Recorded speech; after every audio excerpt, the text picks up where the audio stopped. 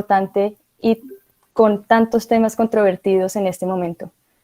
Esta noche nos acompañan dos ponentes muy importantes que llevan años de experiencias trabajando con cannabis en el deporte y en diferentes patologías. En cuanto a las preguntas que han hecho en este momento en el chat, desde este momento comenzamos en Facebook Live y en los próximos días quedará guardada la charla en el YouTube de Ametco. Voy a iniciar la charla de hoy dándole la bienvenida a Juan David Rojas. Él es el presidente de Canadrop, una empresa que trabaja con la extracción del cannabis con fines medicinales para Colombia y para el mundo. Buenas noches, Juan David. Buenas noches, Luz. Encantado de estar acá y pues un saludo muy especial a todos los asistentes. Para Canadrop quiero pues contarles un poquito de nosotros y por qué es que estamos aquí hoy reunidos y cómo llegamos a este momento tan especial. Canadrop desde hace más o menos 2 años, 3 años lleva estando en el sector del cannabis medicinal y hemos tratado de operar siempre bajo un supuesto general que es lo que pues mueve toda la empresa, que es la colaboración. Y bajo ese supuesto general de colaboración y de cooperación entre los actores del sector, pusimos 3 pilares que son los que mueven hoy en día la empresa. Uno de esos es la parte de calidad, ya que sabemos que, como tú muy bien acabas de decir, es un sector controversial, nuevo, que la gente no está acostumbrada. Entonces, uno de los estandartes de la industria tiene que ser la calidad y eso se traduce en certificaciones, en registros, en todas las maneras que tenemos las empresas de garantizarle a los clientes y a los doctores que el producto que están consumiendo tiene la calidad necesaria para que las personas puedan utilizarlo.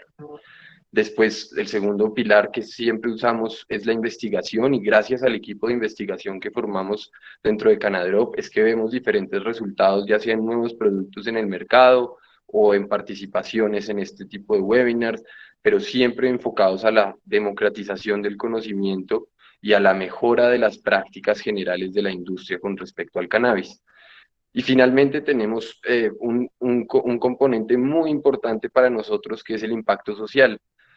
Y ya que creemos que esta nueva industria tiene una responsabilidad histórica con el campesinado, con las comunidades indígenas del país y con varios sectores que han estado, digamos, un poco desatendidos históricamente. De esta empresa Canadrop es que sale esta marca Savannah, que es una marca de productos cosméticos a base de cannabis, que cumple con todos los estándares del INVIMA, tiene sus notificaciones INVIMA, pero adicional a eso, también es fabricada con laboratorios que tienen certificaciones de buenas prácticas de manufactura. Eso sumado a la calidad del producto base que es el cannabis, que como cualidades básicas debe tener primero un manejo fitosanitario que no tenga pues metales pesados, que no tenga ningún tipo de levaduras u hongos o cualquier material biológico. Y básicamente cuando nos garantizamos eso y garantizamos una trazabilidad de todos los productos, especialmente del cannabis, cuándo se sembró, de qué genética viene, cómo fue el proceso de siembra, es que llegamos a productos de calidad que son los que pueden dar ese beneficio que nosotros estamos convencidos, pues puede llegar a la vida de las personas. Y solo como para recordar un dato histórico, recordemos que el cannabis era usado como una de las mayores plantas medicinales en el mundo, inclusive 4.000 años antes de Cristo en toda la época pues del antiguo Egipto. Y después vienen los opiáceos y satanizan y se vuelve un poco satanizada la planta y la olvidamos como sociedad. Y es eso lo que nos lleva a este atraso en términos de investigación que tiene el cannabis con respecto a muchas otras plantas en el mundo. Entonces, este es un compromiso de Canadrop, hacer espacios donde la gente pueda entender, comprender y aprender sobre todo mucho sobre cómo se utiliza el cannabis, para qué y cómo es que nos puede dar beneficios en nuestra vida. Y pues para nosotros desde Canadrop es un placer tenerlos a todos acá y esperamos que estos espacios se repitan, que cuenten con Canadrop como un aliado para todos los proyectos que ustedes tengan o se les ocurran en el futuro con respecto al cannabis, cuenten con nosotros y no les quito más tiempo. Adelante, por favor. Muchas gracias, Juan David.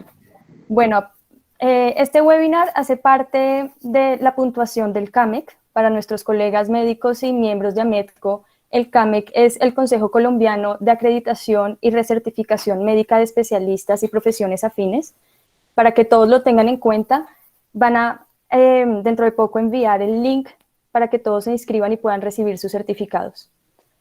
Vamos a comenzar con la doctora Andrea Hernández. La doctora Andrea Hernández es médica de la Universidad Javeriana, médica especialista en el deporte y en la actividad física de Universidad del Bosque, quien trabaja en el equipo médico de Serenia, el cual es una clínica muy especializada en la prescripción del cannabis medicinal en Bogotá. También esta noche nos acompañará el doctor Mauricio Mejía, médico especialista del deporte de la Universidad del Bosque, quien hace parte del servicio de rehabilitación y es el jefe de la rehabilitación deportiva tanto de SportMed como de la clínica IPS. Doctora Andrea, muy buenas noches.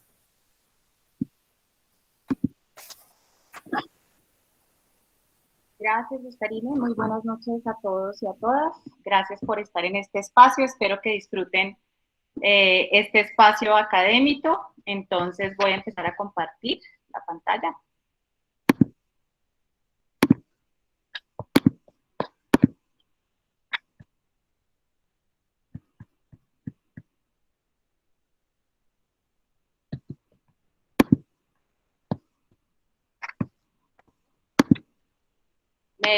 ¿Me verifican si ven la presentación adecuadamente? Sí, doctora Andrea, está bien. Gracias, Karime. Muy bien, vamos a empezar. Hoy vamos a hablar de cannabis y deporte. Vamos a hablar de sus propiedades, de sus usos y regulación.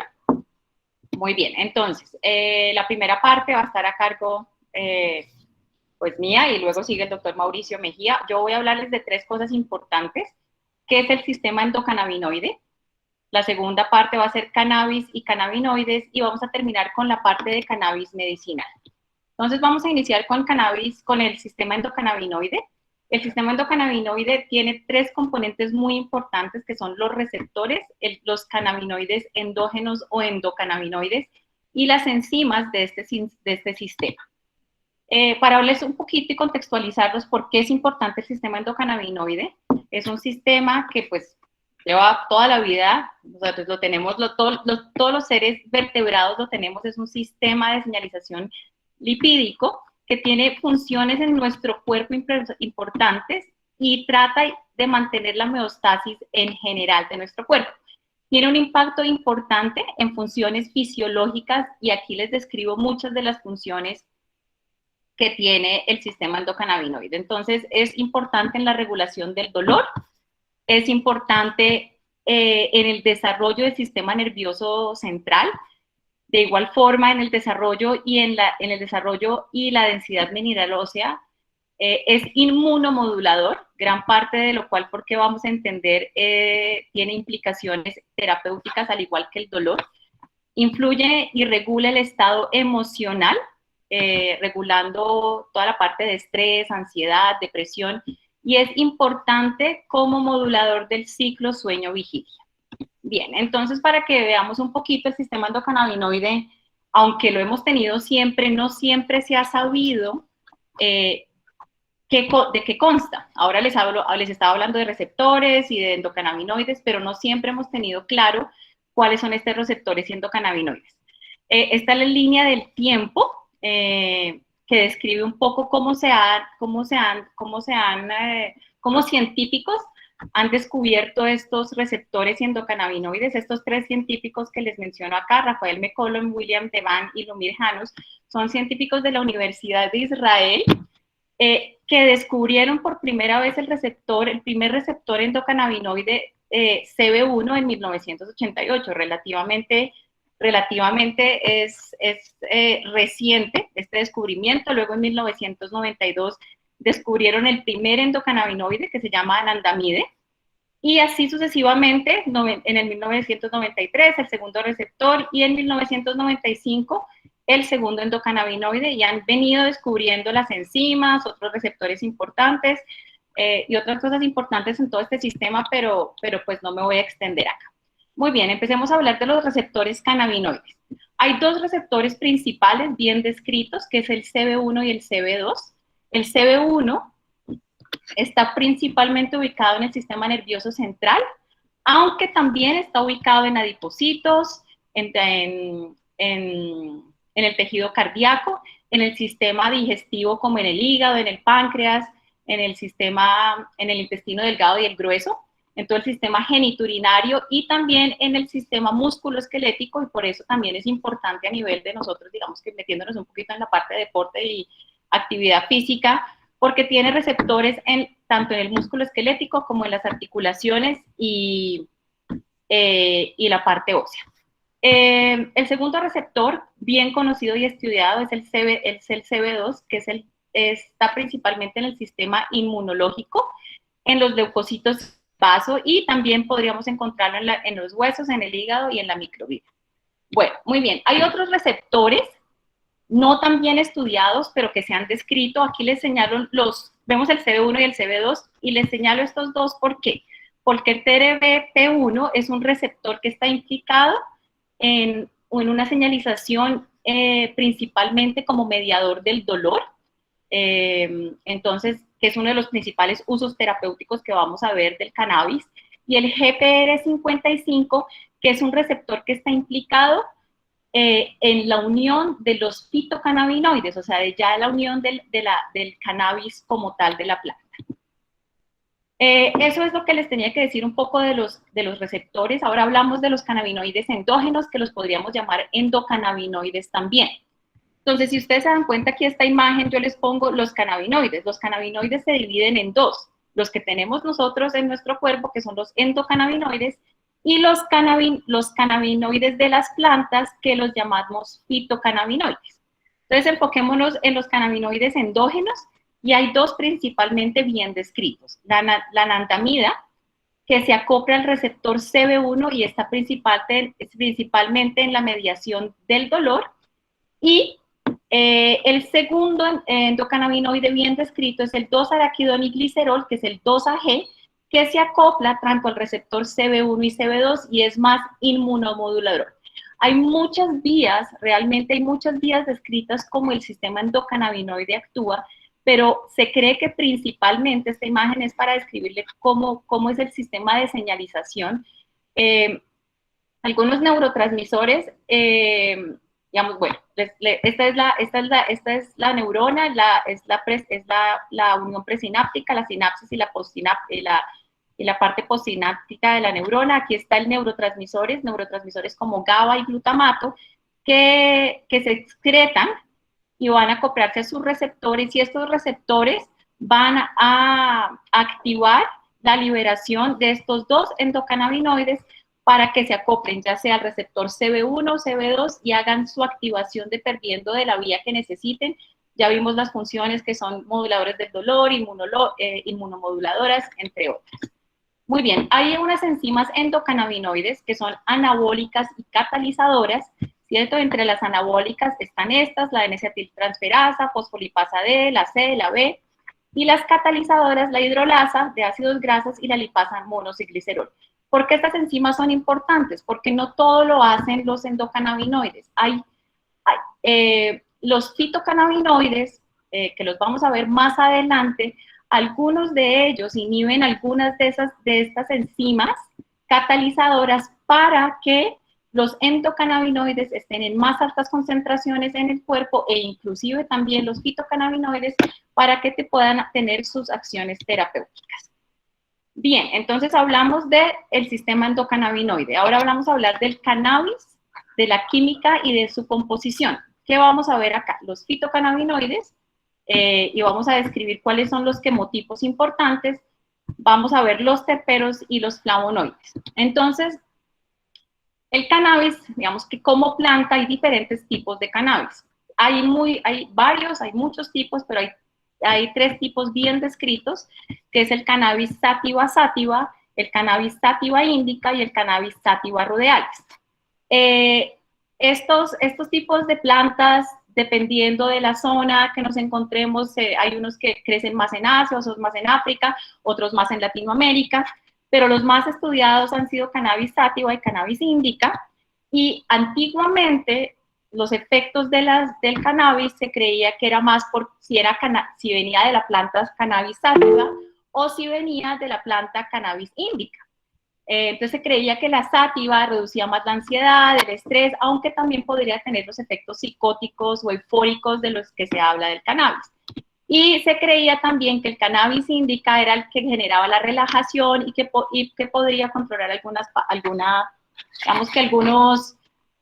algunas dificultades o alteraciones del sueño.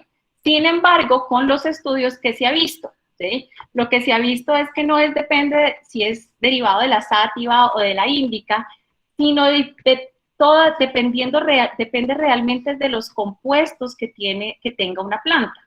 Puede ser sátiva o índica, pero es que se han descrito casi que 500 compuestos de estas plantas. Hay 18 clases de químicos, entre esos los flavonoides y los terpenos de los que vamos a hablar, y hay 100 clases diferentes de fitocannabinoides. Aquí me regreso a esta imagen que les había mostrado en la parte anterior, que era el cannabis, o sea, los cannabinoides de las plantas los llamamos fitocannabinoides. Entonces, la planta de cannabis puede tener hasta 100 diferentes tipos de cannabinoides. ¿Y de qué depende que tenga ciertos cannabinoides? Depende del tipo de la planta, como les venía diciendo, depende mucho del clima donde se cultive, la tierra y toda la parte de cultivos, cómo se hagan, ¿sí? ¿Cuáles son los principales cannabinoides? Les voy a mencionar los dos principales, y esto sí es para que el resto de la charla no se pierdan. Son los dos principales. Es el CBD, que es el cannabidiol, y el THC, que es el tetrahidrocannabinol, ¿sí? En las plantas, en la planta como tal de cannabis se puede encontrar la forma inactiva y también la forma activa. ¿Cuál es la forma inactiva? La forma inactiva la encontramos como un ácido de cannabidiol, o el THCA, que es el ácido de tetrahidrocannabinol, o inclusive el delta 9 tetrahidrocannabinol. La forma activa es cuando se decarboxila y se convierte en CBD y THC. Para que se decarboxile la tenemos que someter, pues en la planta viene así, pero para que se decarboxile se tiene que someter a muy altas temperaturas para que esté en su forma activa. Entonces, los principales fitocannabinoides, les decía, cannabidiol y tetrahidrocannabinol. Hay otros estudiados, y yo creo que esto está en estudio, y más adelante en un futuro vamos a ver propiedades del CBG, que es el cannabigerol, y el CBC, que es el cannabicromeno, y realmente los que más se ha estudiado es el tetrahidrocannabinol, y este tetrahidrocannabarín también está descrito como importante, pero aún no hay tantos estudios de esto. ¿Qué es importante? Y aquí les menciono esto porque me pareció un dato importante para decirles. Rafael McCullem, el mismo científico que en 1998 descubrió que el primer receptor endocannabinoide era el CB1, en 1964 fue él quien descubrió el primer componente del cannabis como fitocannabinoides, que tenía un efecto a nivel humano, y fue el tetrahidrocannabinol. Muy bien. Ahora, los cannabinoides, o sea, los fitocannabinoides, según su composición química, se han descrito los quemotipos. O sea, nosotros cuando hablamos de cannabis, ya no hablamos de las plantas y podríamos hablar de CBD y THC, pero cuando estamos hablando en la industria y digamos que en la parte ya más medicinal, hablamos de quemotipos. Hay diferentes tipos hay diferentes quemotipos, son 5 en total, y les voy a mencionar todos, pero hay principalmente 3 importantes. El tipo 1 es aquel que es rico en THC, en tetrahidrocannabinol. El tipo 2 es uno balanceado, que tiene la misma proporción, o tratan de tener la misma proporción entre THC y CBD, y el tipo 3 es el rico en cannabidiol. Hay otros descritos, pero aún no tienen usos terapéuticos, que es el rico en cannabigerol, y el 5 que no tiene cannabinoides. Ahora, eso era con respecto a los fitocannabinoides. Ahora, los terpenos se han venido describiendo mucho más en las plantas de cannabis. ¿Por qué? porque ellos son los responsables del olor y sabor de las diferentes plantas de cannabis. Son compuestos lipofílicos que cruzan fácilmente las membranas celulares y la barrera hematoencefálica y están relacionados definitivamente, ¿sí?, con, aunque dicen que la información es anecdótica, pero cada vez hay más estudios con los usos terapéuticos o efectos, podríamos decir, del cannabis. Entonces, los tipos de terpenos, ¿cuáles son? Estos son los más importantes: el mirceno, el limonelo, el cariopileno y el linalol. Estos tienen, no los voy a escribir específicamente, pero estos tienen efectos ansiolíticos, antioxidantes, son relajantes musculares y hacen sinergia con algunos de los, aquí están, en esta fila, con algunos de los fitocannabinoides, con el THC, o sea, con el quimotipo tipo 1, tipo 2 y tipo 3. Es decir, los terpenos le ayudan a los fitocannabinoides a ejercer o hacen parte de su efecto en el cuerpo. Bien, entonces, según la forma de presentación que tienen las diferentes componentes, digamos, del cannabis, en sus formas de presentación, yo tengo diferentes tipos de terpenos. Si tengo una presentación fumada, vaporizada o en extracto, yo voy a tener terpenos diferentes según el tipo de presentación.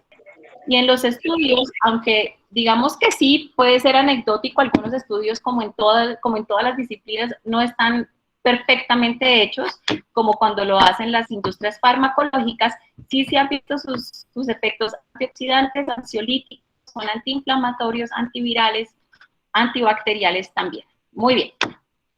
Ahora, de los que yo les mencioné, ¿cuáles podrían tener propiedades farmacológicas? Tenemos que tener presente que estos son mirceno en mayor proporción, luego el cariopileno, luego el lumelene y luego el limonelo como última opción. Luego siguen otros más chiquitos que podrían tener acciones farmacológicas. Los flavonoides, otro componente importante del cannabis. La pregunta es, ¿tienen un rol terapéutico?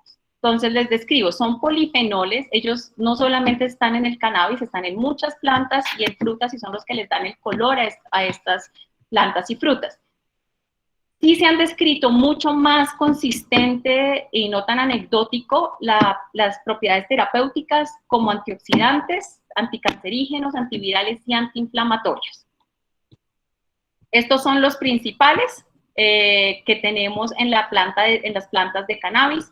El canaflavín A, B y C están bien descritos, el vitexin y el esiobetexin, la curcetina, que es ahora mencionada un montón, no solamente en las plantas de cannabis, sino en muchas otras plantas, el orientin y luteolin, y en general, sin describirles y entrar a describir aquí cada una que tienen esas características antioxidantes, antiinflamatorias, antivirales, anticancerígenas, que le ayudan a los fitocannabinoides. Recordemos fitocannabinoides, ¿cuáles son? El THC y el CBD, a hacer sus acciones terapéuticas. Entonces, la regulación del sistema endocannabinoide, ¿cómo se puede hacer? ¿Por quiénes se puede dar? Entonces, tenemos los endocannabinoides endógenos, que son la anandamide y el 2-araquidoniglicerol. Tenemos dos fitocannabinoides, principalmente el CBD y el THC. Podríamos regular este sistema también por los quimotipos 1, 2 y 3, o sea, rico en CBD, la fórmula que es balanceada y el que es rico en THC, o otras cosas que no, otro puede ser los cannabinoides sintéticos. No les he hablado de esto acá, pero les aprovecho para mencionarlo simplemente.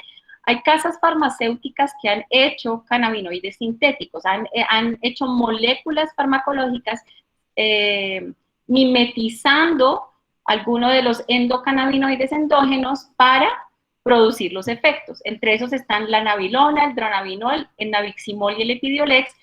Están muy implicados y han utilizado en la parte de migrañas, de cefaleas, ante toda la parte de epilepsia y en control de náuseas y vómito en pacientes en quimioterapia. Bien, entonces ahora vamos un poco a mirar la parte de cannabis medicinal. cuáles son sus usos terapéuticos y dónde está la evidencia.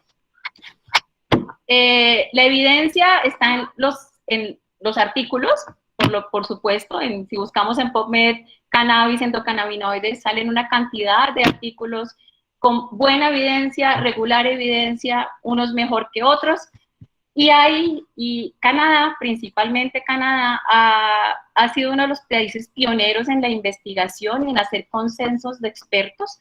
Hay un de información para profesionales de la salud. Este es un documento bastante extenso que el gobierno de Canadá recopiló información del 2018 para verar la evidencia, los usos terapéuticos del cannabis, y pues bueno, ahí está la evidencia. Si a alguien le interesa, con mucho gusto se lo compartimos. Entonces, del cannabis medicinal, ¿qué vamos a ver? ¿Cuáles son sus indicaciones, sus beneficios, sus efectos adversos y sus contraindicaciones? Hablando un poquito de los efectos de los fitocannabinoides, ¿cierto? Que es el que dijimos que los más importantes eran el THC y el CBD. Vamos a indagar un poquito qué hacen. Entonces, el THC, el tetrahidrocannabinol, es el encargado o es el responsable de los efectos psicoactivos del cannabis, ¿sí? Su forma más estudiada ha sido el alfa-delta tetrahidrocannabinol, ¿sí? Y este THC es agonista parcial de los receptores CB1 y CB2. ¿En qué ha estado implicado? ¿Cuáles son sus efectos a nivel de nuestro organismo? Está implicado en la modulación del dolor crónico, en el trastorno del insomnio, incrementa el apetito en estados de anorexia, principalmente en personas que tienen VIH, SIDA y cáncer, y controla náuseas y vómito en las pacientes que están en quimioterapia. El cannabidiol, que es otro de los fitocannabinoides, este es el componente que no es psicoactivo, no produce, digamos que no hay que tener tanta cuidado en su dosificación, aunque más adelante les voy a explicar un poquito pues, los efectos colaterales que podría tener. Este no se une específicamente a los receptores CB1 y CB2. Este es uno de los que se une a los otros receptores que les decía que eran importantes, GPR55. Y el CBD es muy importante en modular el efecto psicoactivo del THC, mejorando su tolerabilidad y su seguridad. ¿Y cómo lo hace? Porque ahí empieza toda la parte del sistema hablamos un poco de las enzimas catalizadoras, cuando las inhiben, el THC no va a estar tan disponible para unirse parcialmente a los receptores CB1 y CB2. Entonces, ¿el CBD qué efectos tiene? Se ha considerado que es antiinflamatorio, controla también el dolor crónico, pero vamos a ver más adelante qué tipo de dolor controla. Es ansiolítico, es neuroprotector, es importante en el control de algunos de los síndromes epilépticos, y se ha descrito también como relajante muscular.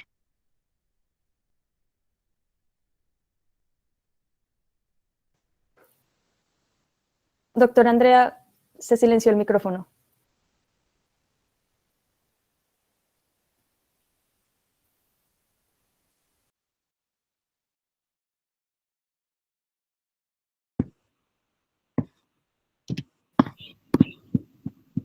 Listo, ya la escuchamos otra vez. Vale. Y vamos acá, en la parte de farmacocinética. Entonces, vamos a hablar un poquito del THC, principalmente porque es el más estudiado. Hay varios tipos o vías de administración. Doctora Andrea, se volvió a silenciar el micrófono, no sé. Laila, ¿nos puedes ayudar, por favor?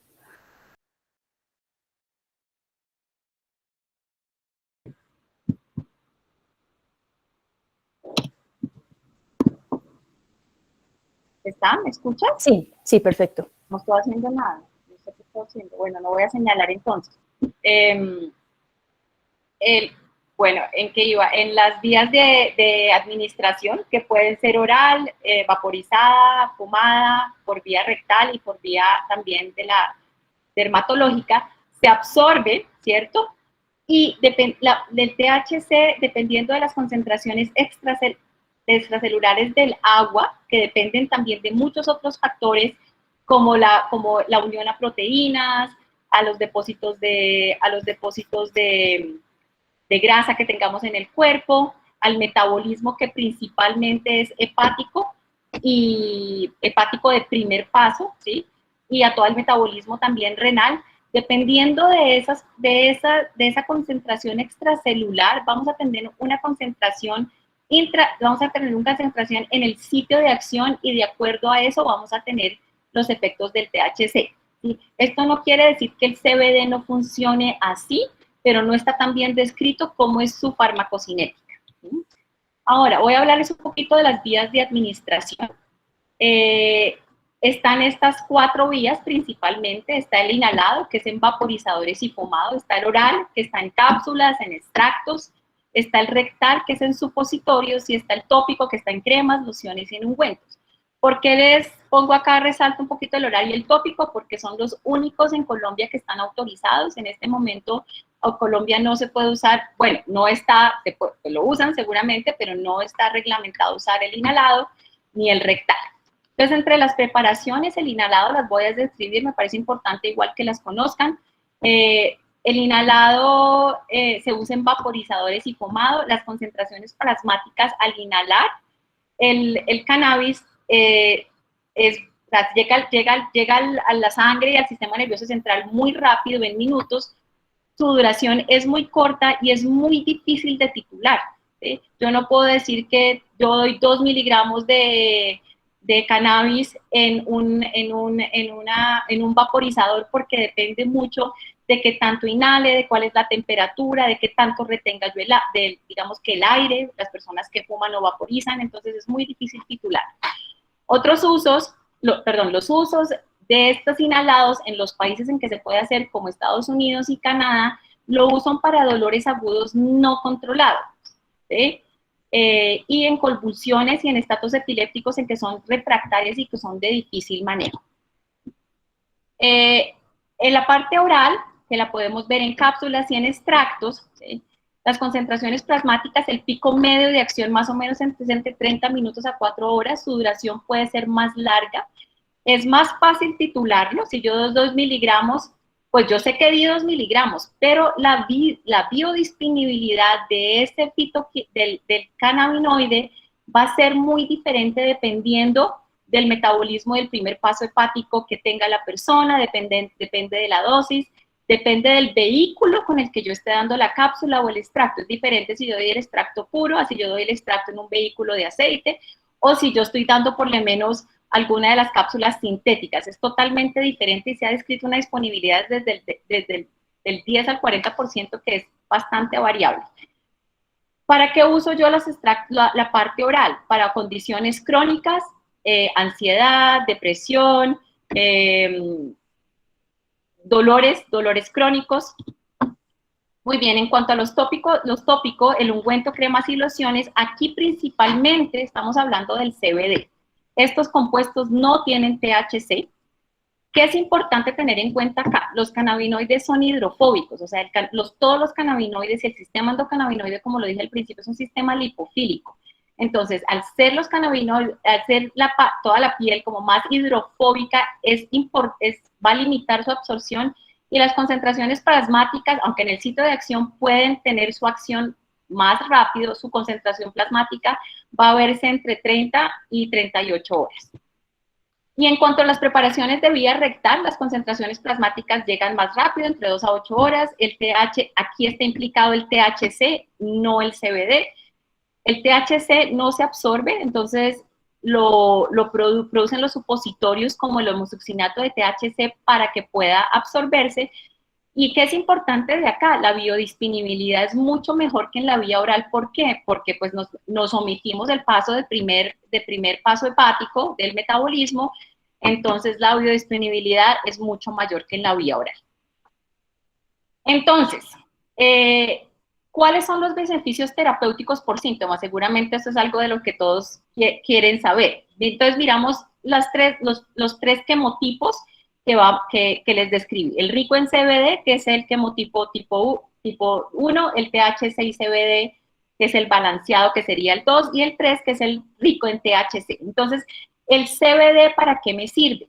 Me sirve en dolor crónico que no sea neuropático. Dolores crónicos como osteoartrosis, artritis, se viene manejando en fibromialgia con muy buenos resultados, aunque con evidencia, digamos, no hay estudios aún, por decirlo así, pero los pacientes sí refieren mejoría.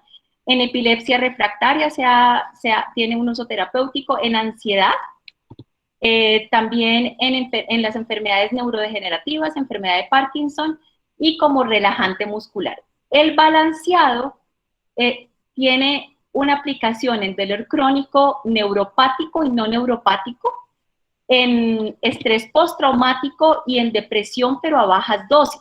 Si yo empiezo a dar THC-CBD a altas dosis, puede causar el efecto contrario. Y el que es rico en THC, cuando yo doy un quimotipo 3, cuando tengo un dolor crónico neuropático, en insomnio, en problemas de sueño también, a bajas dosis el THC puede modular, digamos que todo el sueño de ciclo vigilia, pero a altas dosis me podría empeorar el patrón de insomnio. Es útil en el estrés postraumático, lo que les decía al principio, aumenta el apetito en personas que tengan cáncer, VIH, SIDA, está muy bien estudiado eso. Y también controla náuseas y vómito en pacientes durante la quimioterapia y también tiene una utilidad en depresión a bajas dosis. Ahora, ¿cuáles son los efectos secundarios asociados a los cannabinoides? Esto es algo importante porque creo que un poco de la controversia es, oiga, ¿por qué no prueba la pomada? ¿O por qué esta gota no la consume? Este es un producto buenísimo, y la gente no piensa que el cannabis tiene efectos secundarios. Uno, como bien lo decía Juan, hay que tener un proceso muy bien hecho para que los extractos sean puros. Si yo quiero dar CBD es porque el CBD tiene esta implicación, si el THC o si es mixto. Y si yo mezclo estas dos cosas y no sé qué le estoy dando al paciente porque es una crema X o un extracto X, puedo tener efectos secundarios que son importantes y hay que tenerlos en cuenta. Entonces, no es tan inofensivo como de pronto algunas personas piensan. Entonces, ¿cuáles son esos efectos secundarios que hay que tener en cuenta el THC? Puede causar somnolencia, puede causar mareo. Entonces, esas personas que están tomando THC, uno les dice, por ejemplo, que durante las 4 horas después de haber ingerido THC no manejen, no hagan, digamos que no hagan actividades que requieran de mucha atención. Este es el que puede producir euforia, ¿sí? Puede producir taquicardia, puede producir hipotensión ortostática, cefalea, visión borrosa y varias alteraciones cognitivas. El CBD tiene menos efectos y es menos frecuente verlos también. Son efectos más leves, como boca seca, fatiga, pueden estar un poquito somnolientos, aunque puede causar también hipotensión. Yo realmente en mi práctica nunca he visto efectos severos, ¿sí? Pero hay unas personas que a bajas dosis, ¿y por qué les pongo acá dependiente de las dosis? Porque a bajas dosis, es dependiente de la dosis y del individuo. Puede que yo tolere muy bien una dosis alta, pero que puede que otro individuo a esa dosis alta le genere toda esa parte de efectos secundarios. Contraindicaciones absolutas y relativas, súper importante. El THC es el que está más implicado en todas las contraindicaciones absolutas. ¿Y cuáles son? Las condiciones cardíacas no controladas e inestables, por supuesto, isquemias, arritmias, hipertensiones no controladas. Debo evitar dar THC a las personas que han tenido psicosis, esquizofrenia o trastornos bipolares. Si yo tengo una disfunción renal severa o una disfunción hepática severa, debo reducir dosis de THC y CBD. ¿Vale? Y si tengo pues alergia a la hipersensibilidad a los cannabinoides, pues debo evitarlos. Y pacientes en menores de 18 años no se recomienda prescribir THC, CBD no es importante. ¿Y por qué el THC? Por su efecto psicoactivo. ¿Qué se ha visto? Que en algunos jóvenes que se daba THC o que fumaban y tenían un alto componente de THC, desarrollaban procesos psicóticos, esquizofrenias mucho más frecuentes. Entonces, para terminar, Hablemos de deporte o hablemos de pacientes, de deportistas o de pacientes, hay 4 preguntas claves que uno se tiene que hacer cuando está pensando en si va a prescribir cannabis. Entonces, yo valoro inicialmente al paciente y ¿qué me pregunto? ¿Qué síntomas busco controlar? La mayoría de los pacientes que realmente necesitan vienen con síntomas primarios y secundarios. Vienen por dolor, pero además tienen insomnio, pero además tienen ansiedad. Entonces, yo puedo controlar un síntoma primario, pero también secundario. Es importante indagar si mi tratamiento, qué tratamiento farmacológico y no farmacológico tienen, tanto previos como actuales. ¿Por qué? Porque el cannabis medicinal no es la primera opción de tratamiento para nadie, ¿sí?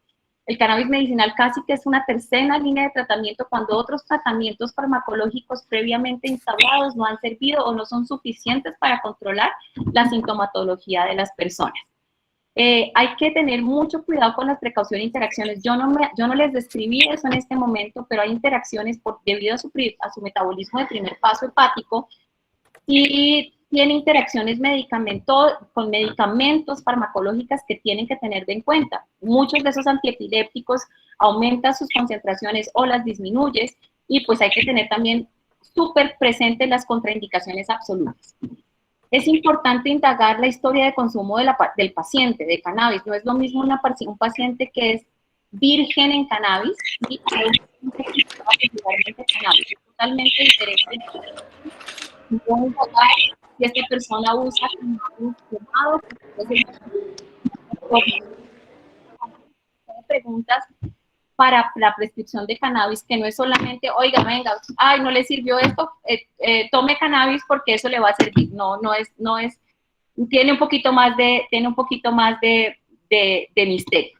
Muy bien, ahora, ¿cuál es mi segunda pregunta? Objetivos y expectativas del paciente. Yo le debo preguntarle al paciente cuáles son, o sea, le debo comunicar cuáles son los objetivos del tratamiento, sobre todo el control sintomático, explicarles a los pacientes. Muchos pacientes llegan a la consulta pensando que esto es cannabis, me va a curar el cáncer, cannabis me va a curar el dolor. No, el cannabis me ayuda a hacer un control sintomático de la patología que tenga y debo educar al paciente en esto, educar al paciente en las dosis que necesita, cómo es la titulación de ese cannabinoide o ese quemotipo para que haga efecto y no tenga efectos adversos. Y si sé que esta persona es candidata, ahora me pregunto si le doy un quemotipo 1, un quemotipo 2, un quemotipo 3, qué vía de administración le doy, cuál es la dosis de iniciación y de mantenimiento. Entonces, rápidamente, cuando un paciente nunca ha estado en tratamiento de cannabinoides, yo voy a empezar con dosis muy bajas de THC, entre 1 y 2.5 miligramos, y de CBD puedo empezar de 2.5 a 5 miligramos. Estoy hablando de dosis en general, en este momento oral, que es la que tenemos disponible en Colombia. Y yo lo que hago es lo siguiente, nosotros hacemos una escala de titulación en que si comienzo el CBD, por ejemplo, a 2.5 miligramos, mantengo esa dosis nocturna por lo menos 3 a 5 días y voy vigilando y sigo al paciente para ver si... Hay que explicarle al paciente que yo no me tomo una dosis de CBD y que y esto pasa con lo oral y con lo tópico. No inmediatamente voy a tener un efecto. El efecto se va a ir acumulando y yo a medida de los días voy a ir sintiendo, digamos que por eso es que mantenemos dosis tanto tiempo para saber si esa dosis es la de mantenimiento o si tengo que escalar a una dosis mayor. Importante recordar, debo siempre empezar a dosis bajitas e ir titulando progresivamente. Cuando nosotros vamos titulando de 2.5 y subimos 2.7, o sea, subimos 0.1 mililitros o a 0.2 mililitros. O sea, es muy poquito lo que vamos subiendo cuando vamos titulando. Y por último, tengo que monitorear los efectos secundarios, cuál es mi plan de acción, cómo voy a seguir el paciente, debo ajustar dosis o no. Vale, muy bien. Entonces, puntos para llevar a casa para que recuerden. El sistema endocannabinoide es un sistema que controla múltiples funciones fisiológicas y está implicado en la homeostasis corporal. Sus componentes son los receptores cannabinoides, recuerden CB1 y CB2 los más estudiados, los endocannabinoides, la anandamida y el 2-araquidonida. parte de sus componentes son las enzimas anabólicas y catalizadoras. Recordad que los fitocannabinoides son los que vienen del cannabis, de la planta, y los principales son el tetrahidrocannabinol y el cannabidiol. Los terpenos y los flavonoides que hacen parte de la planta de cannabis están implicados en las acciones terapéuticas del cannabis junto con los cannabinoides. Recordar los 3 quimotipos que hay: quimotipo 1, que es rico en CBD, que es útil para el dolor crónico no neuropático, ansiedad, relajante muscular. El 2, que es el balanceado, está implicado en dolor crónico neuropático y no neuropático, en estrés postraumático y depresión. Y el quimotipo 3, que es rico en THC, es útil o está mejor, tiene mejor evidencia en dolor crónico neuropático, en anorexia, en insomnio, en náuseas y vómito, en quimioterapia. Y recordar siempre, pues, que el uso de cannabinoides tiene implicaciones, tiene efectos adversos, y hay que realizar las 4 preguntas claves para saber si el paciente es apto o no para usar cannabinoides. Vale, muy bien, muchas gracias. Ahora sigue.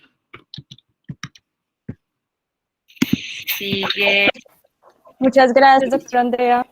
Eso es súper importante. Toda la parte molecular nos permite entender mucho mejor. Le pido por favor a todos, por favor, silenciar los micrófonos. Muchas gracias. Como le venía diciendo, toda la parte molecular nos permite entender mucho mejor cómo funcionan los diferentes tipos de cannabinoides.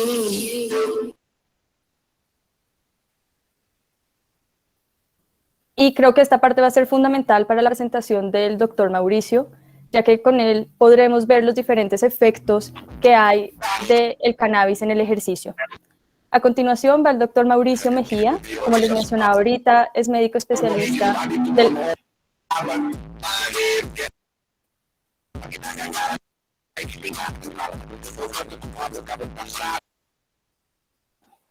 Gracias, Laila. El doctor Mauricio Mejía es miembro de AMEDCO, igual que la doctora Andrea.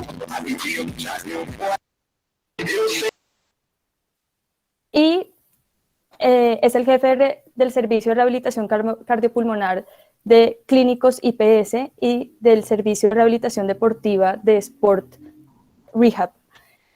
Por favor, les recomiendo a todos seguir con los micrófonos apagados. Sigan haciendo sus preguntas por el chat, que las resolveremos al final de la charla del doctor Mauricio. Y ahorita más adelante le enviaremos el link para que todos puedan hacer la inscripción. Doctor Mauricio, buenas noches. Muy bien, muchísimas gracias. Muy buenas noches a todos. Esperen, quiero saber si se está compartiendo la presentación en estos momentos. Sí, doctor Mauricio. Listo. Bueno, muchísimas gracias a todos. Muchísimas gracias por la invitación a AMEDCO y a Canadrop. Es un tema que tiene una relevancia muy importante. ¿Por qué? Hace 10 años, cuando yo era cuando yo era residente en medicina del deporte, uno de mis profes, el doctor Povea, me dijo: oiga, Mauro, búsquese qué evidencia tiene el uso de cannabis y si tiene efectos benéficos o no en deportistas o en personas que hacen actividad. Y hace más o menos 10 años nos dimos cuenta de que era un tema muy tabú, no estaba muy estudiado. Entonces, ver ahorita tantos estudios que han tratado de demostrar si funciona o no funciona, si es bueno. Entonces, vale la pena ahondar en este tema y ojalá les guste esta presentación. ¿Por qué? Nos están hackeando la página, bueno, pero no importa. Listo. Entonces, cuando una persona normal, como el del hacker que está ahorita tratando de meterse con nosotros, hace una búsqueda en Google y trata de buscar cannabis y ejercicio, automáticamente hay más de 2 millones de resultados. Y si yo, como una persona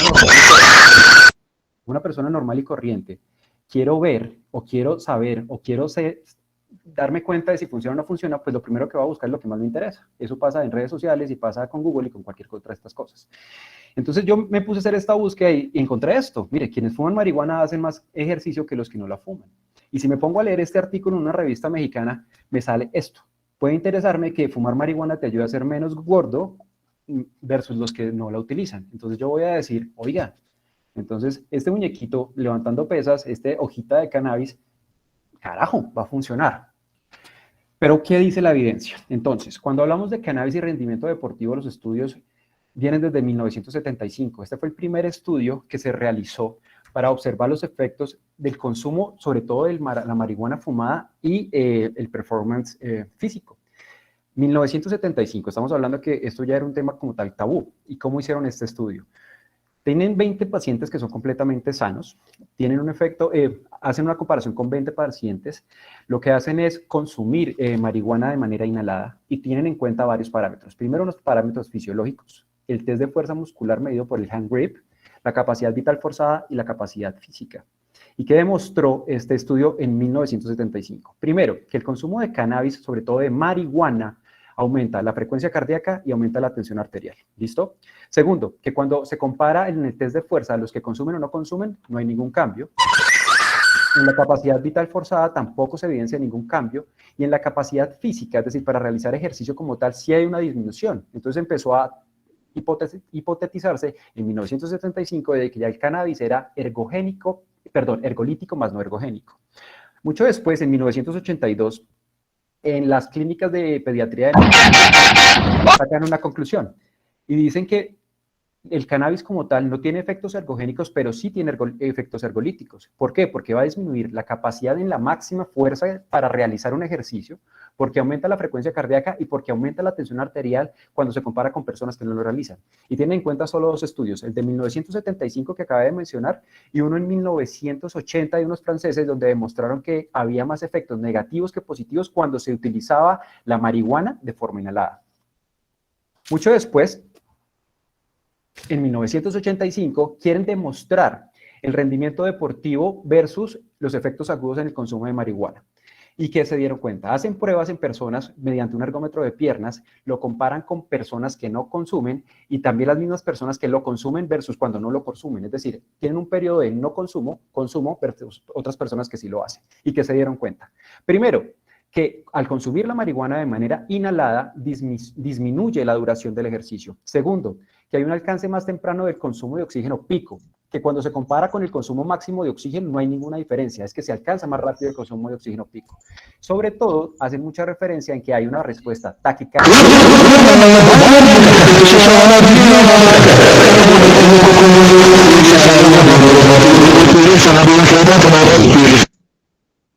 Que hay una respuesta taquicárdica pre y durante la recuperación, por lo cual no avalaban el uso de cannabis. Y estudios más recientes en el 2019 trataron de mirar el uso de marihuana en personas físicamente activas, jóvenes, comparados con personas que no lo realizaban. Y no hubo ninguna diferencia significativa, ni tanto en los niveles de cortisol, ni tanto en los niveles de testosterona. Tampoco se evidenció que la potencia aeróbica máxima fuera diferente en los que sí y los que no, que la fuerza máxima era igual cuando se consumía o no se consumía. Lo único que llamó la atención es que sí había un aumento en los niveles de PCR, con lo cual se llegó a concluir que podría tener una prevalencia de enfermedades cardiovasculares a futuro por el consumo del cannabis. Pero con respecto al ejercicio, no hubo ninguna diferencia.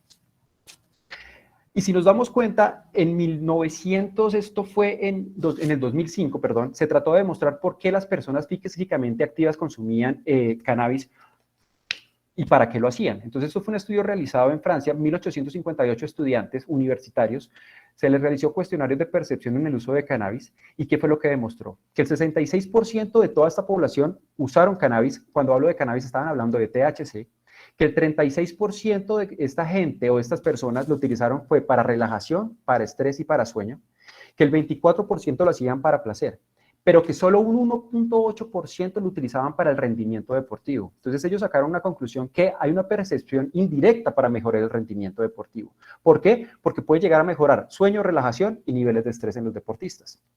Y esto trataron de confirmarlo, y ya estaba mucho antes, en 1993, cuando hicieron un estudio comparando los efectos de benzodiazepinas, cannabidiol, dado por CBD y la epsilona.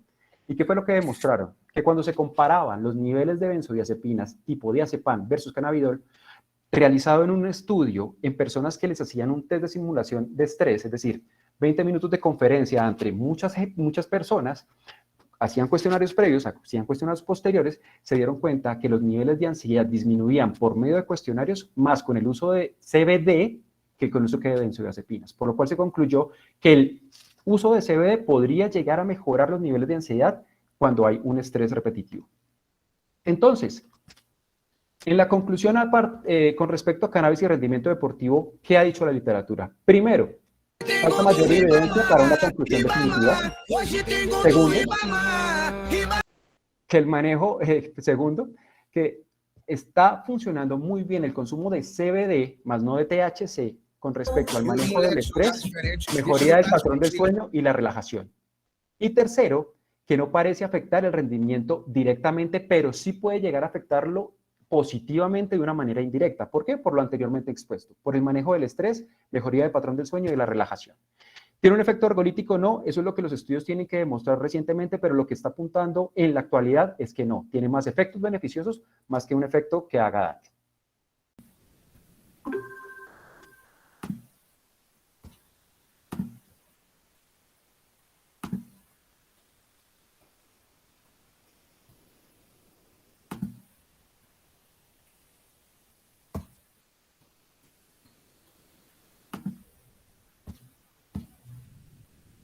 ¿Me confirmas si se ve, por favor?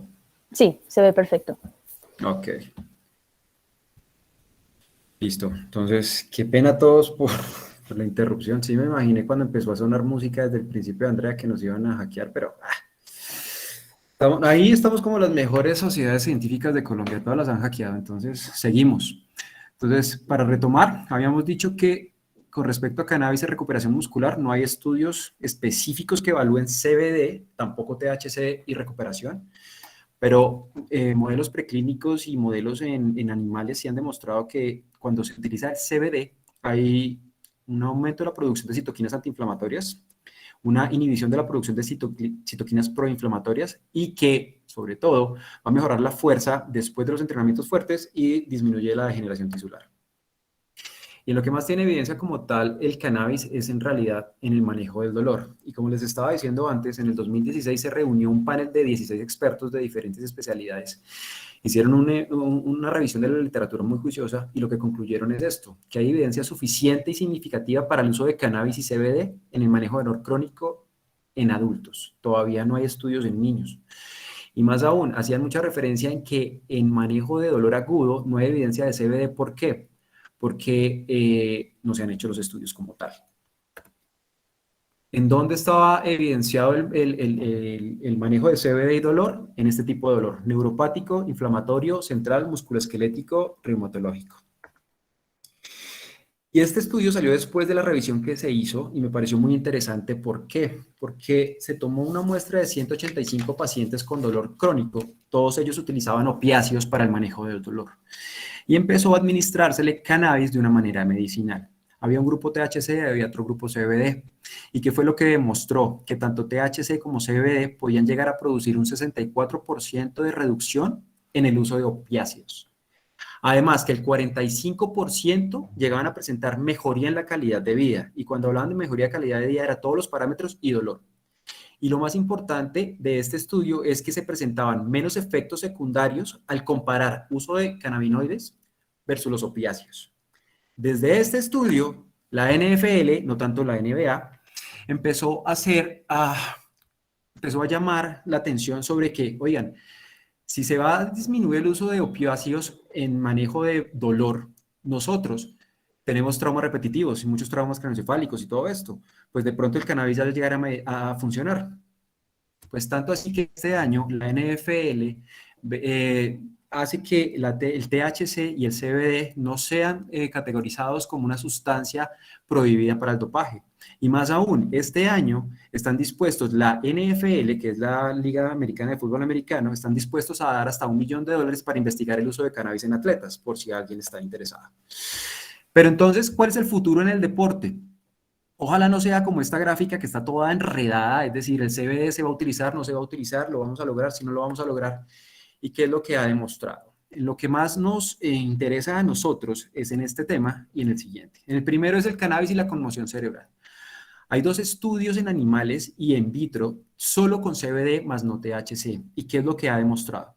Que cuando se administra CBD hay una disminución en citoquinas inflamatorias, disminución en la excitotoxicidad de los neurotransmisores, sobre todo del glutamato, hay una mejoría de la neuroplasticidad de la neurogénesis y sobre todo que hay una mejoría en la regulación de los canales de calcio. Pero si no nos gustan los estudios con animales, hay estudios recientes con humanos. El primero, hace menos de 5 años, donde se cogió una cohorte de 538 pacientes con trauma craneoencefálico severo, se evidenciaron o se buscaron las muestras de orina de estos pacientes y se tomaron en cuenta los que habían dado positivo para THC. Se hizo un estudio juicioso y se demostró que los que habían utilizado THC previo al traumatismo craneoencefálico severo disminuyeron la mortalidad. Después se hizo otro estudio con 307 personas, de los cuales 77 eran deportistas. ¿Qué se evidenció? Se trató de mirar después del traumatismo como tal el impacto con respecto al uso de cannabis, de alcohol y de cigarrillos después de la concusión. ¿Y qué fue lo que se dieron cuenta? Que las personas que tenían o que consumían cannabis disminuyeron los scores de severidad a la tercera y a la cuarta semana. Lo interesante y lo que vale la pena aquí recalcar es que no hubo una rapidez en la resolución del cuadro, pero sí disminuyeron los niveles de score como tal. El otro tema que es muy importante en la actualidad es cannabis y artrosis.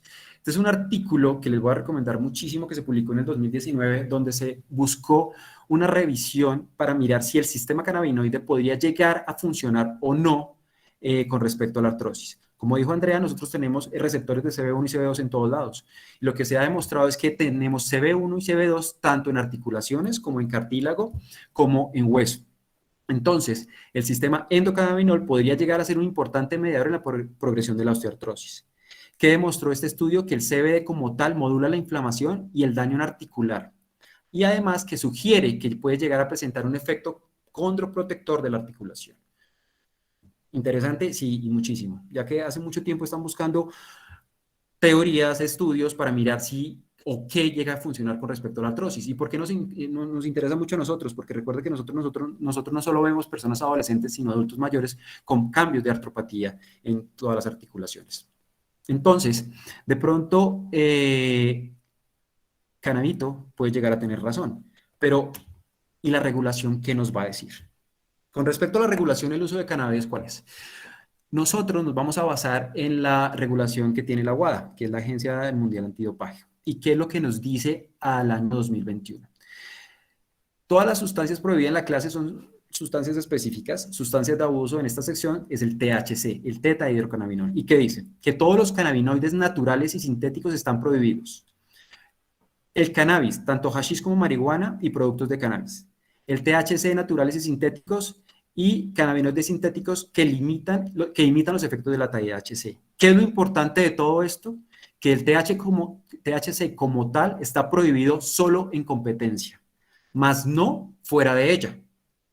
Y lo más importante de todo esto es que a partir del 2018, el cannabidiol, que es el CBD con el que hemos hablado tanto de Andrea, que es el que no tiene efectos psicoactivos, está autorizado para su uso tanto en competencia como fuera de competencia. Entonces vale la pena aclarar aquí cuál es. Todavía tenemos muchos conceptos y muchos tabús sobre el uso de cannabinoides. Y todo el mundo piensa y muchas personas piensan que este consumo va a producir efectos psicoactivos. Pues ya no. La UADA ya dejó claro que el uso de THC solo está restringido en competencia y no fuera de ella. Colombia manejamos la misma regulación, es decir, que a nosotros nos va a tocar la misma regulación que se maneja a nivel internacional. Pero que cabe la pena aclarar lo siguiente.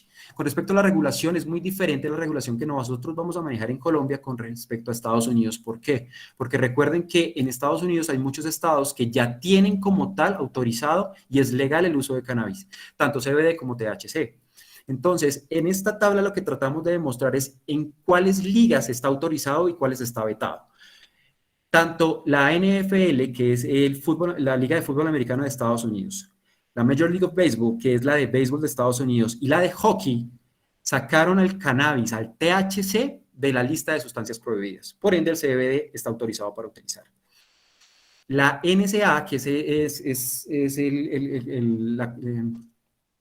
los atletas de alto rendimiento universitarios, tienen vetado el uso de THC e inclusive en algunos artículos están diciendo que no pueden utilizar productos de CBD porque vienen del THC. ¿Vale? Entonces esto nos toca tenerlo muy en cuenta. Y en todos los artículos de revisión que se han realizado o que se han revisado hasta el momento, esta es la mayor recomendación. Hay que tener énfasis en la calidad de los productos de CBD. ¿Por qué? Porque tanto en Colombia como en Estados Unidos y en Canadá, los productos de CBD no se consideran agentes farmacéuticos. Por ende, el proceso de producción no requiere los mismos estándares de calidad que el de los medicamentos. Entonces, ¿qué han evidenciado los estudios? que en la mayoría de muestras, tanto en Estados Unidos como en Canadá, los productos que solo supuestamente vienen a base de CBD llegan a presentar trazas de THC en un 20%, THC sintética en un 26% y niveles muy bajos de los que se reportan en la etiqueta en un 65%. Esto que yo pongo acá de trazas de fecalitos fue un estudio que trató de hacer aquí, fue un estudio que trataron de hacer aquí en Colombia para mirar si las concentraciones de CBD eran las correctas y se encontraron que nosotros en todos estos productos de cannabis medicinal en las tiendas, gotitas y todo esto, empezaron a encontrar trazas de fecalitos. Entonces hay que tener muy en cuenta la calidad del producto. Y lo más importante y las recomendaciones que más dan es que los atletas que consideren su uso deben estar conscientes del producto a usar. Entonces, tienen que estar apoyados de alguien que sepa de cannabis como tal, deben estar avalados por una empresa que tenga los estándares de calidad adecuados para llegar a evitar que nos remarquen o que nos tengan un efecto positivo adverso. Y si nos damos cuenta, este año en los Olímpicos, esta señorita Megan Rapinoe, que se hizo un golazo hoy, por cierto, está demostrando que los productos de CBD están autorizados en los Olímpicos. Ella le está haciendo mucha propaganda a una empresa que es familiar como tal, pero lo que ella ha tratado de mostrar es que los productos de CBD pueden llegar a mejorar el dolor, la recuperación en el ejercicio y que no van a dar un falso positivo como tal en las pruebas de doping. Entonces, ya para recordar y después de todo esto que hemos pasado esta noche, lo primero es que el CBD, recuerden la diferencia entre CBD y THC, el CBD está autorizado en el deporte de alto rendimiento. Toca tener mucha precaución con los atletas que ustedes atiendan de la NCAA en Estados Unidos. Que el CBD como tal no llega a presentar efectos psicoactivos. Que no hay efectos secundarios graves en los estudios revisados. Que pese a que se han realizado. Doctor Mauricio, se silenció su micrófono.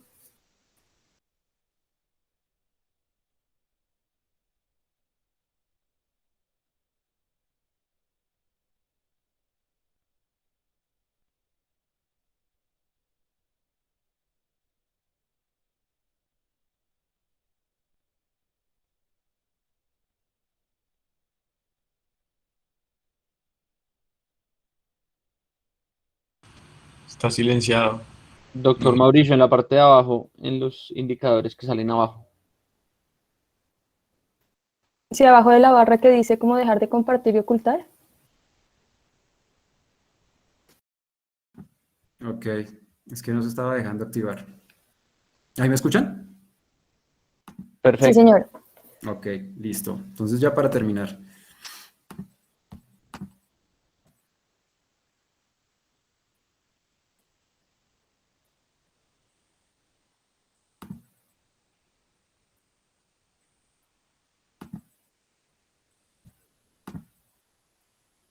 Entonces, que pese a los estudios que se han realizado, falta mayor evidencia para recomendaciones más fuertes con respecto al ejercicio. ¿Dónde tiene un futuro prometedor y de dónde se está manejando mucho actualmente a nivel dolor, ansiedad, estrés y mejorar el patrón del sueño? Si nosotros llegamos a mejorar estas tres variables, muy seguramente va a mejorar muchísimo la recuperación de nuestros deportistas sin que sea un efecto positivo con respecto al dopaje.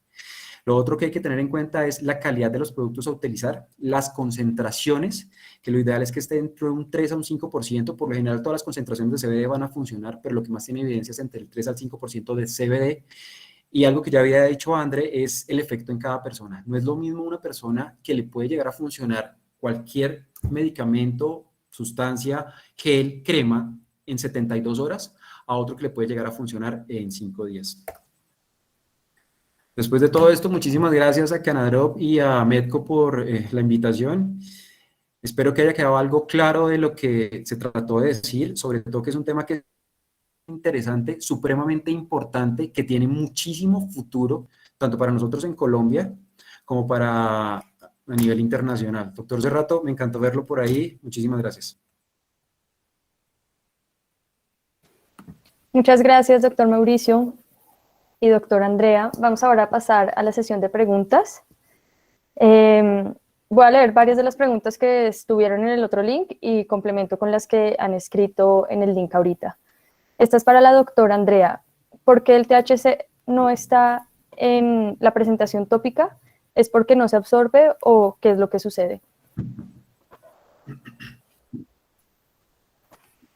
No, vale. ¿Me están escuchando ahí? Sí, Sí. dale. Porque no se absorbe, ¿sí? Y porque el THC no tiene ninguna implicación para la parte de mecanismo de acción y uso terapéutico a nivel digamos, que dermatópico, ¿sí? Nosotros utilizamos cosas tópicos principalmente para la parte de dolor nociceptivo, musculoesquelético, ¿sí? Y el THC no es el principal que actúa ahí, ¿sí? El principal que actúa ahí es el CBD, esa es la razón por la cual, digamos que se hacen productos a base de CBD y no de THC. ¿Sí? Doctor Mauricio. Hay algo muy importante. Hubo una revisión que hizo la USADA, que es la Agencia Antidopaje de Estados Unidos, en unos deportistas de triatlón hace más o menos 3 años. Se dieron cuenta que una de las pomadas, voy a colocar esto para que me escuchen mejor. Se dieron cuenta que una de las pomadas que supuestamente estaban exentas de THC durante competencia, tenían trazas de THC y logró absorberse. Entonces dieron positivo y fueron penalizados con 6 meses. Entonces sí hay que tener en cuenta que el THC sí se absorbe, al igual que el CBD. Entonces por eso es la importancia de la trazabilidad de cómo hacen todos los productos. Muchas gracias. La siguiente pregunta es que si el THC no es un tipo de estupefaciente y si en Colombia se puede cultivar de manera legal. Ok, ahí, ¿qué pasa como tal? La regulación actual en Colombia solo deja que se cultiva CBD más no THC. El manejo como tal es un manejo más genético de las plantas, ¿vale? Pero hasta el momento THC en Colombia no está permitido cultivar, solo productos de CBD, y se está tratando de exportar solo lo que son el aceite y se está tratando de exportar la hoja en estos momentos, que hace como 2 semanas fue que lo autorizó el presidente. Pero THC todavía no es legal acá, por eso hacíamos énfasis en que si nosotros, y yo se lo hacía a Alejandro Soler, que lo vi por ahí, me hacía esa pregunta, porque nosotros acá en Colombia, si nos regimos por la WADA, que es la Sociedad esta Mundial Antidopaje, si un deportista de alto rendimiento en esta competencia puede entonces consumir THC, pues sí, claro, pero pues como es no permitido y no es legal, ahí entraría en otro factor. Yo de pronto puedo aclarar un poquito la parte, digamos, de la legal de la siembra. Sí. Hay licencias para el cultivo de cannabis medicinal de THC, hay licencias para el cultivo de cannabis medicinal de CBD, son licencias diferentes, se llaman licencia de cultivo de cannabis psicoactivo y no psicoactivo respectivamente. Ahí también, digamos que hay una ley que permite que las personas tengan un autocultivo, que esa es otra forma, pero tiene unas limitaciones, no es comercializable por supuesto, pues tiene unas restricciones, pero digamos que eso se usa más para el cannabis recreacional y las personas que cultivan su cannabis. Pero legalmente para las empresas que quieren producir, solamente se puede producir cannabis medicinal y toca sacar esas 2 licencias frente a los ministerios. Creo que para complementar ahí un poquito lo que están diciendo, digamos que hay pocas empresas en Colombia que tienen ese producto de THC, ¿sí? Sí existe. Inclusive, cuando se usa el quinotipo 3, el producto rico en THC, hay que hacer una hoja de control, ¿sí? Porque es cuando excede X miligramos, una dosis que ya se considera que es psicoactiva, hay que hacer una hoja de control como si fuera un medicamento, pues es un medicamento de control, ¿sí? Entonces, sí está autorizada tal cual como dice Juan, sí se puede, sí hay que hacer una licencia específica y sí hay productos en Colombia de THC y hay una regulación médica para controlarlos también. La siguiente no era una pregunta, pero ahí se generó un poco de discusión en el chat y era sobre suspender el medicamento de base. Por otro lado, respondieron que lo que había dicho la doctora Andrea, es como una tercera línea de tratamientos sin necesidad de suspender los tratamientos con los que ya viene el paciente, entonces es como para aclararlo. La siguiente parte es qué evidencia existe entre el uso de cannabis como relajante muscular y controla el dopaje. Como tal evidencia per se con relajante en fase aguda, no lo hay. No lo hay y los estudios aún no lo han avalado. Más son reportes de casos y experiencias personales como la mía, que sí ha llegado a funcionar CBD. Vuelvo y repito, yo no he probado productos aquí en Colombia con THC. Ahí un poquito quisiera complementar, y es que creo que los fitocannabinoides hacen parte importante de algunos de los efectos del cannabis, pero no se les olvide que hablamos de terpenos y de flavonoides, ¿sí? Y algunos de esos componentes de los fitocannabinoides son responsables de sus efectos y están un poco mejor estudiados. Entonces, pues bueno, acuérdense que hay 500 componentes en una planta de cannabis, 18 químicos, 100 cannabinoides. Lo que nos falta es, seguramente, en unos años, en 20 años, esto, pues, habrá mucha más evidencia de lo que pasa con toda la parte de cannabis. Pero creo que los terpenos y los flavonoides hacen un efecto importante. Pero no hay muchos estudios tal cual dice Mauricio, la verdad, no hay evidencia. Hay una pregunta acá que no tiene directamente que ver con el tema de deporte, pero preguntan si existe algún acople ventilatorio entre el CBD en un paciente intubado con múltiples pseudoanalgésicos. Uy, Andrés, esa es tuya. Pero no la entendí, ¿cómo así otra vez? Que si hay evidencia de que el CBD tiene como algún efecto o algún acople ventilatorio en los pacientes que están intubados y que tienen varios agentes pseudoanalgésicos. No sé si el doctor que está haciendo la pregunta quiera... No he leído ningún artículo de CBD ni de endocannabinoides en personas ventiladas. No entiendo muy bien, el doctor está por ahí, el que hizo la pregunta. De pronto Yo no sé si es porque lo dicen, es porque se trató de sacar alguna evidencia entre CBD inhalado y disminución de la respuesta inflamatoria post-COVID o durante el COVID. No sé si es por eso que lo están tocando. No, la verdad no sé. Eso es no sé, tendríamos que investigar buen tema, podríamos pregunta para intensivistas seguramente. Porque hace poco están tratando de sacar estudios con respecto a CBD. Ojo que CBD no THC, CBD y manejo de cáncer, sobre todo a nivel de cáncer pulmonar. Por ahí estaba leyendo algo, pero pues está demostrado que todo lo que sea inhalado altera pulmón, entonces va a producir neumopatía, sea CBD o sea THC. Pero por ahí estaba leyendo un estudio hace poquito que podría llegar a disminuir la respuesta con respecto a cáncer. En realidad no sé de eso. Pues la verdad es que, digamos, hay muchos estudios de cáncer y del efecto de cannabis, porque es una de las principales preguntas cuando vienen los pacientes con cáncer o durante quimioterapia que recomiendan la terapia de cannabis medicinal. Y pues todos los estudios que hay evidencia, hay bastantes estudios, ninguno, como lo decíamos, el THC sí mejora alguna sintomatología de dolor, de náuseas, de fatiga, de ansiedad, pero los síntomas secundarios, pero como tal que sea un manejo para oncológico, aún en este momento no se ha descrito nada en evidencia. La siguiente pregunta es si en este año la UADA permite el aceite de CBD. Si es solo CBD, sí. La regulación dice que el CBD como tal, sin THC, está permitido desde el 2018. Pero ojo, ahí es como lo que decía Mauricio y Juan también, es que es muy importante saber de dónde, a quién le compro yo mi producto, ¿sí? Porque dependiendo a quién le compro, yo sé que es el CBD o tiene trazas de THC. Eso es la importancia de saber quién es el distribuidor y cuál es todo su cadena de producción, de cultivo, para saber que es el CBD y no THC. Pero, acá en Colombia, cuando yo decía lo de los fecalitos en las muestras, es porque somnología, todo lo que es de somnología en Colombia trató de hacer un muestreo de todos los productos de CBD y THC que hay en el mercado.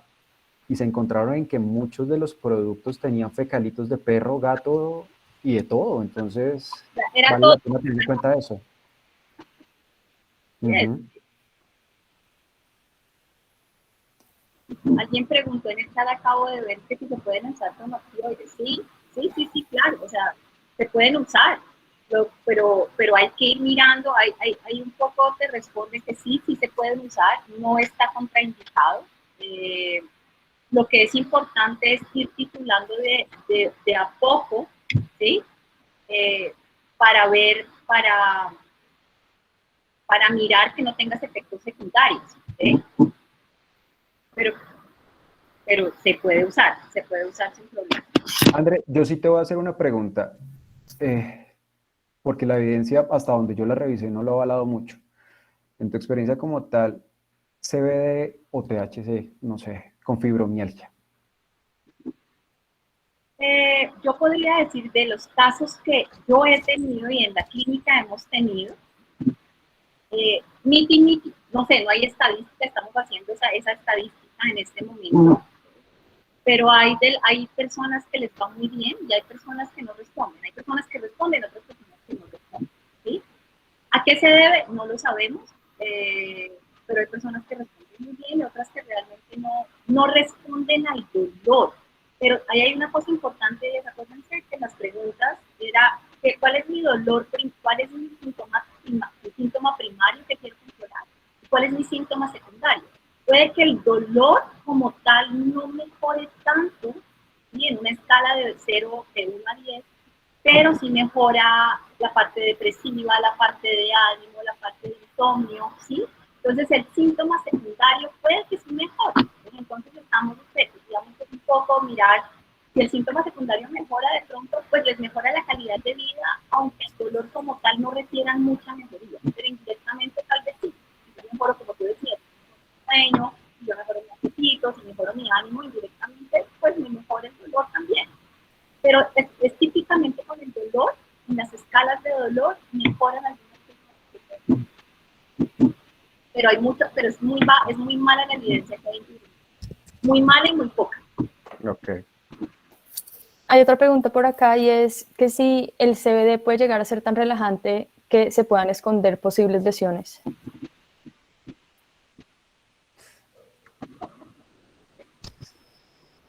No sé qué responder, yo no creería, la verdad, que sea tan relajante como para que uno no le duele. Lo que pasa es que yo me imagino que la pregunta debe estar muy relacionada, por ejemplo, con el uso de corticoides. Es decir, tú utilizas corticoides para que compitan en fase aguda, es decir, en el momento. No creo que el CBD o ninguna sustancia de CBD tenga ese efecto tan agudo como tal. Y lo que yo les decía en la charla, no hay evidencia en manejo de dolor agudo. Entonces, no creo.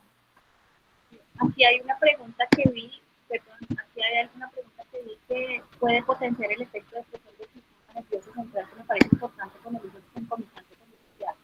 André, no te estoy escuchando casi. ¿No? ¿No me escuchan? ¿Ahora sí? Ahí sí, mejor. Hay una pregunta acá que acabo de ver que va relacionado con las opiáceos y es que si no potencian el efecto del sistema depresor del sistema nervioso central. Y no, ¿por qué? Porque no hay receptores cannabinoides en el centro respiratorio, ¿sí? Entonces no hay ningún problema. O sea, el CB1, por dicho, los endocannabinoides no alteran como depresores del sistema nervioso central porque no hay receptores en el bulbo, pues, ¿sí? En el centro respiratorio. Entonces no hay ninguna interacción en ese, no hay por qué preocuparse en ese sentido con el uso concomitante.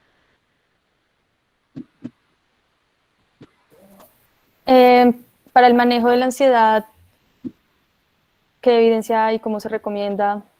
Se ve la poca evidencia que hay con manejo de ansiedad, sí.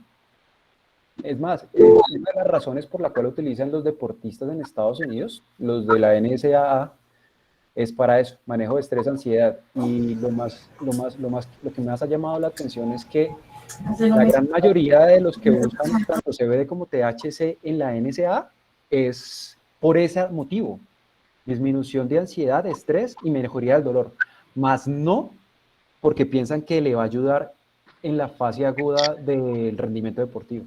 Entonces, sí. CBD, ojo, estoy hablando del CBD porque hay estudios donde el THC puede llegar a mostrar un efecto contrario y producir más ansiedad. Ok. Y Eh, la- lo que decía Andrea, que es muy importante tener mucha precaución a quién dárselo y a quién no dárselo, sobre todo con los de THC, porque recuerden que a veces el primer episodio psicótico de una persona se relaciona con el manejo de sustancias psicoactivas, entre ellos el THC.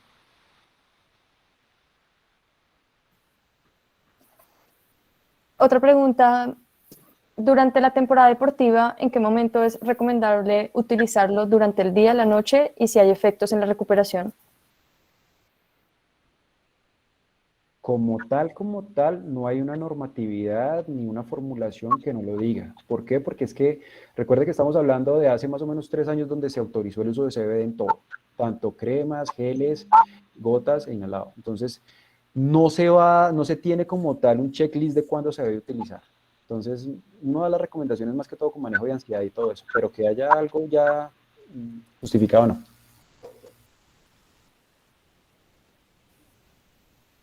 ¿Por cuánto tiempo se pueden utilizar los CBD y si estos crean dependencia? Realmente no es que creen dependencia, ¿sí? Pero se pueden utilizar por mucho tiempo, eh, o sea, pero no pueden hacer un uso, pero esto es más con el THC que el CBD, y es muy importante que cuando se hace un tratamiento con THC o con la forma balanceada más que con el CBD, se haga una disminución y no una disminución progresiva y no abrupta, ¿sí? Porque si hay tolerabilidad, pero no se puede decir que es un fármaco al que usted después es dependiente de, ¿sí? Como podrían ser las benzodiazepinas, no se cataloga así.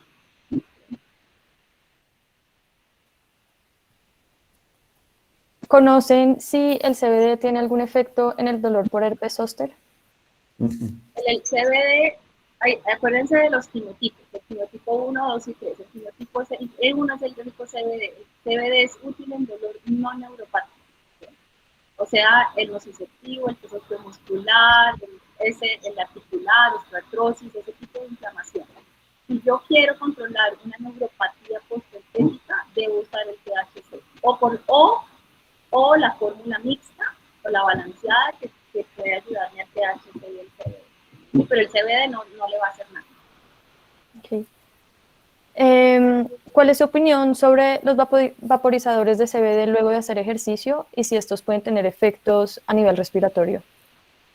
Pues como tal, ya hay evidencia en que tanto THC como CBD de manera inhalada puede llegar a producir neumopatía. Esa es la hipótesis que se está manejando con CBD.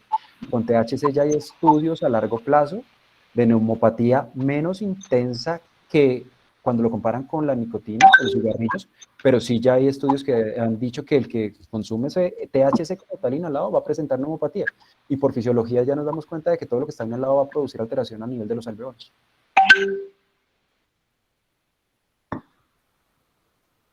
Para un deportista de alto rendimiento, ¿dónde es recomendable encontrar el CBD sin trazas de THC en Colombia? Y pues a dónde se puede remitir para que los adquiera. Aquí en Colombia, pues lo importante es buscar el laboratorio donde se realizan ¿qué? Los productos como tal. Y lo mejor es buscar los que tengan buenas prácticas de manufacturación. Bueno, digamos Yo que, no sé, André, ¿cómo manejan eso ustedes como tal? ¿en qué sentido? No. ¿Cómo hacen para manejar que los productos estén avalados y que estén bien y que la porcentaje sea el adecuado? Esa parte, digamos que legal, logística y eso administrativa, no sé cómo lo hacen, pero pues tienen los productos, digamos que en la clínica donde trabajo, es una clínica que se llama Serenia, en la compañía se llama Cairon, es una multinacional, solamente está en Colombia, pero los cultivos sí están en Colombia, principalmente en Ibagué, digamos que todo ese proceso no lo desconozco un poco, pero pues sí está avalado por INVIMA, ¿sí? Y están, digamos que los componentes, me imagino que el laboratorio de ellos los investiga y dice, bueno, si este THC a esta concentración realmente es esto, supongo, porque digamos que conozco que es una de las pocas empresas en Colombia que es que sí tienen esa parte oral de extractos de fórmulas magistrales, como lo llamamos nosotros, avalados legalmente. Entonces, ¿en qué clínica? Yo podría decir que creo que hay, no conozco, olvidé el nombre de la otra clínica, Chiron es una buena opción, creo que como nos presentó Juan Canadrop, ellos tienen ahorita productos que son tópicos, ¿sí? Y están avalados también con su registro, entonces creo que esos son los productos que uno tiene que buscar, ¿no? En el mercado de las pulgas que leí y la clínica de cannabis, esos son los productos que cuando hicieron todo este estudio encontraron muchísimas trazas de cosas que no eran cannabis. Creo que yo me iría por esas dos opciones, o sea, yo conozco donde yo trabajo, creo que a los pacientes les ha ido muy bien, no hemos tenido ningún inconveniente, y pues yo podría decir que el Canadrop también es una alternativa importante para productos de tópicos como ungüentos y lociones, ¿sí? Pues, aquí, personalmente, yo sí trato de buscar siempre productos que no tengan THC para evitar cualquier problema con los pacientes. Eso sí yo lo tengo claro, sean deportistas o no sean deportistas. Y ahí yo siempre me voy a basar en lo que es prácticas de adecuada manufacturación, BNP, algo así, es que no me acuerdo la sigla en inglés. Y los productos, por ejemplo, Canadrop, que tiene la filial que es Sabana como tal, me ha dado buenos resultados. Entonces, yo siempre me voy a ir por lo más seguro. Ahí tienen dos marcas. Sí. Lo que sí les digo es, venga, pilas es que vean, ustedes no se imaginan, ahorita venden gotas de marihuana y cocaína hasta en donde venden dulces. Entonces, tengan en cuenta eso siempre. No, realmente podemos dar datos y sé que los extractos, claro, pero digamos que está tan bien regulada en la clínica que yo no puedo ir a comprar esta fórmula magistral en una droguería, eso no pasa. Tiene que ser visto por un médico, yo tengo que hacer una fórmula, pido el producto, la fórmula se hace de acuerdo al individualizado, ¿sí? Entonces las gotas, o sea, esto no es un extracto que yo consiga en la droguería, ni en el mercado de las pulgas, ni que me lo traigan de Arauca, ni nada de esas cosas. Digamos que es medicamento como tal, es una fórmula magistral. Entonces sí creo que hay sitios donde conseguirles, donde ustedes pueden estar seguros o remitir los pacientes a algunas de las clínicas que manejan cannabis. Creo que con lo que acaba de decir la doctora Andrea respondemos otra de las preguntas de si tenía que ser prescrito o si era de uso libre con ensayo y error. Una última pregunta que tenemos es si en el manejo de la epilepsia, ¿quién determina la dosis y el uso y si existe formación académica en Colombia para esa prescripción? Todo tuyo, Andrea. La pregunta es para ti. Tampoco sé mucho del tema porque en la clínica quienes prescriben eso son los neurólogos especialistas en epilepsia, entonces yo no me he metido en ese campo, la verdad. Entonces, sí hay especialistas que manejan muy bien ese tema, pero son neurólogos. ¿Y cuál era la pregunta? ¿Cuál era la pregunta? Si existe formación académica en Colombia para hacer esa prescripción. No lo sé, yo no sé si hay formación específica para prescripción de cannabis en epilepsia. No hay formaciones, valga la redundancia, formales en este momento en Colombia de cannabis medicinal. Entonces, pues realmente si alguien tiene que prescribir cannabis en epilepsia, yo se lo dejaría totalmente, es algo que yo no manejo, es algo que yo no veo. Yo se lo envío al neurólogo, especialista inclusive en síndromes epilépticos, porque sí. Tiene que ser muy bien guiada la prescripción. Eso es verdad. Además que acuérdense que para poder prescribir THC o CBD en menores de edad, tiene que tener uno mucho cuidado. Y yo trabajo con un neuropediatra que como tal ya hizo como una especie de una maestría en prescripción de CBD y THC en epilepsia, y él sí me dice, él la fue a hacer en México y sí la requirió para poder prescribir eso. Bueno, en el momento no tenemos más preguntas. Quiero agradecerles al doctor Mauricio, a la doctora Andrea por la paciencia, por todo el conocimiento que compartieron con nosotros. Claramente era un tema controversial y bueno, la misma vida nos lo fue mostrando. Vea, antes de cerrar, esto es un tema que todavía tiene muchos tabús, pero muchos son muchos porque se habla de cannabis y todo el mundo piensa se trabó. ¿Se trabó o es marihuanero? Y yo lo digo de frente. Cuando uno dice que uno utiliza productos con CBD, automáticamente ¿qué va a pensar el deportista o la persona que uno está atendiendo? Es que usted es marihuanero y le van a decir eso. Lo ideal de este tipo de charlas es concientizar tanto a nuestros colegas como a todo el mundo de que se pueden utilizar, son seguros en realidad, toca saberlos utilizar y sobre todo tener en cuenta la calidad del producto. Muchísimas gracias. Muchas gracias, doctora Andrea, doctor Mauricio. Gracias a todos los asistentes. Muchas gracias por la paciencia. Que tengan muy buena noche y en los próximos días estaremos montando la charla en la página de AMEDCO en YouTube. Vale, muchas gracias a todos. Muchas gracias a todos. Doctora Luz, me encantó verte. André, un gustazo volverte a ver. Un abrazo a todos. Besos. Chao. Chao. Chao a todos.